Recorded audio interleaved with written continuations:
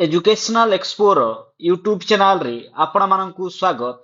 वर्तमान समय रे बहुत बड़ इनफॉरमेशन आसुची ओडिशा स्टाफ सिलेक्शन कमिशन तरफ रु 5/1/2026 रे आउ जो एलटीआर हिंदी रो डॉक्यूमेंट वेरिफिकेशन पाई जो प्रोविजनली शॉर्टलिस्टेड के कैंडिडेट्स मानकर जो रोल नंबर टी पब्लिश हेई सारिछि।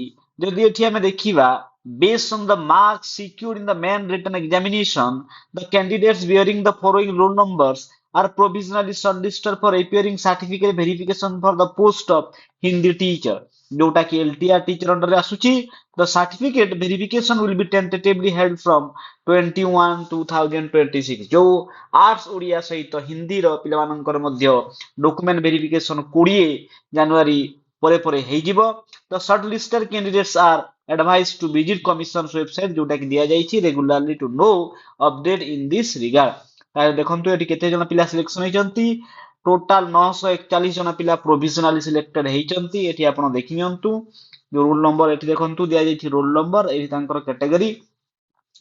और जदि एठी देखिबा टोटाल 941 पिला सिलेक्शन हेचंती आ तांकर जदि कट ऑफ देखिबा कट ऑफ केते जाइछि ए जो हिंदी रे ताहेले एठी जो कट ऑफ एक्सपेक्ट करा जाउथुला एठी जो कट ऑफ टी बहुत अधिका जाइछि। जो देखिबा the last selection mark for difference category is as follows.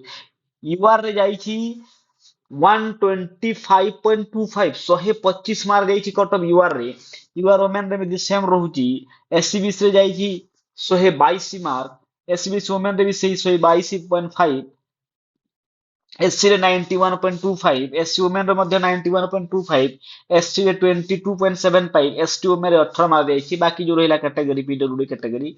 तो यह थिला संपूर्ण इन्फॉर्मेशन जो एलटीआर हिंदी रे बहुत कट ऑफ जाइछि बहुत हाई कट ऑफ जाइछि।